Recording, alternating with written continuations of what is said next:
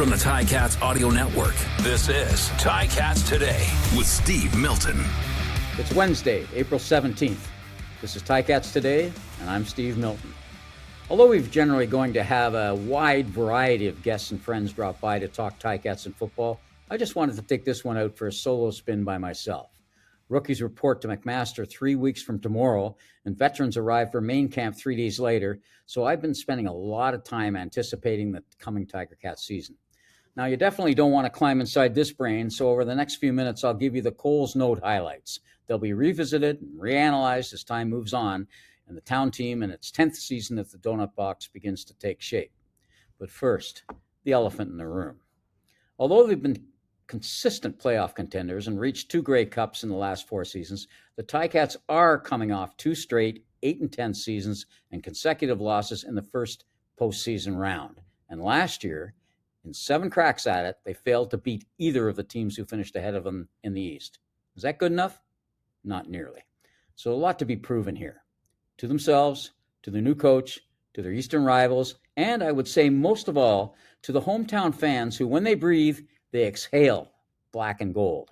Last year, this loyal group saw just 3 victories at Tim Hortons Field, which used to be football's Sargasso Sea, where visiting ships came to run out of wind and perish in the seaweed. Now, injuries, particularly a quarterback and receiver, had a profound impact on that, but those are always part of the game. And Bo Levi Mitchell would be, and has been, to his credit, the first to tell you that even when he wasn't hurt, he didn't execute well enough. But his arm is still strong, or at least it is in my opinion. And let's not forget that he's the winningest pivot of all time and is already guaranteed a spot in the Hall of Fame. As professional as they come, I anticipate that Bo will be as motivated as he's ever been, perhaps even more so. And he's always been very highly driven. It's not news that from the opening snap at training camp, no player will be watched more closely than Bo Levi Mitchell will be. But from the looks of the off-season signings, re-signings, and retentions, Bo Levi will probably have lots to work with. General Manager Ed Hervey and his personnel department didn't do a complete rebuild, but they did reconfigure some key areas where they thought they were short. And that was loudly obvious by their off-season signings. Premier coverage back Jamal Peters, starting Canadian linebacker Jordan Williams, 1 million receivers, Canadian safeties, taller corners, and they bit the bullet and bit some salary cap to ensure that they got all-world Tim White back. They went out and got not only sack generators on the defensive line, one end to the other, but also high motors. This team needs to make life far more uncomfortable on opposing quarterbacks with pressures and takedowns, and do it as often as they can with just the front 4 to remove some of the pressure on the pass coverage guys. And they also signed enough good Canadian receivers, adding the likes of Luther Hakunuvanu and Brendan O'Leary-Orange to increasingly important Keandre Smith and vastly underrated local boy Tyler Ternowski. So it's apparent that their ratio division will probably include 2 Canadian receivers. Ergo, they can often start a front 4 of all American players. Guys like Brandon Barlow and Dwayne Hendricks. They free agency to wade right underneath the nose of the Argonauts, along with their 16 total sacks. And they'll still have ratio flexibility there with the likes of Anthony Federico and Mo Diallo to rotate Canadians through the defensive trenches. And speaking of receivers, which we just were, they've got such a plethora coming in, they'll need their own locker room. Most dramatically, they've clearly aimed high, as in friendly giant high. Look up, look way up. My last count had, and this is stunning, 9 receivers coming into camp who soar 6'4" or taller. 3 of them 6'6" or beyond. That's a lot of catching radius. Now, generally accepted accounting principles say CFL defenses are usually well ahead of offense early in the year. But it seems to me this might be an exception for the Ticats this spring.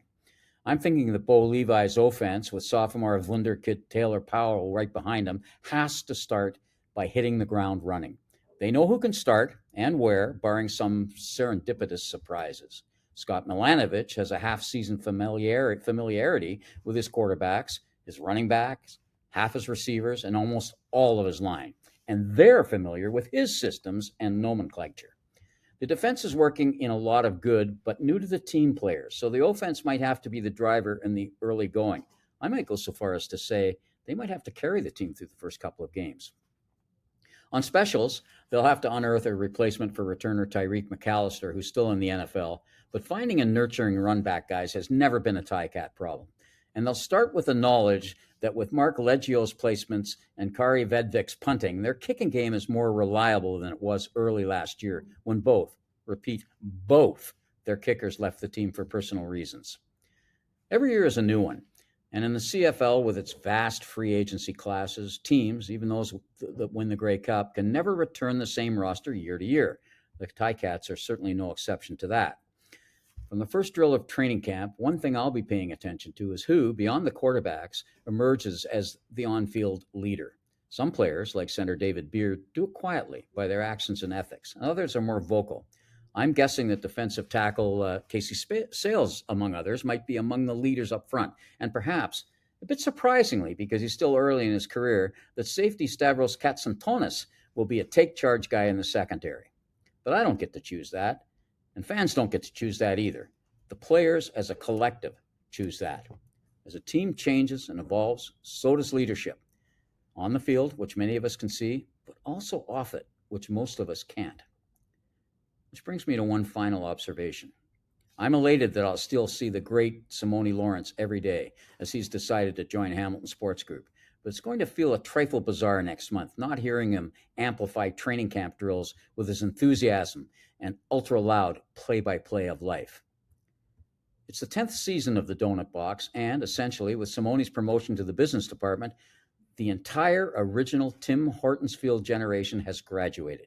Joel Figueroa is the only current Cat who was on the Hamilton roster for that first season at the new stadium in 2014, and he even spent 5 years out west after that. That Tim Hortons generation didn't win any Grey Cups, but they went to 4 of them, usually made the playoffs, and were a memorable, personality-laced cohort of players and coaches. But life's clock never stops ticking, and it's now time for the 2024 Cats to make their own mark right away. In our next episode, we'll be talking with Scott Milanovich, which, of course, I'm really looking forward to. That's it for Ticats Today. I'm Steve Milton, thanking you for listening, and I look forward to sharing a lot of time with all of you for the rest of the season. This has been Ticats Today with Steve Milton. Catch it on Spotify, YouTube, Apple Podcasts, and anywhere else you get your podcasts.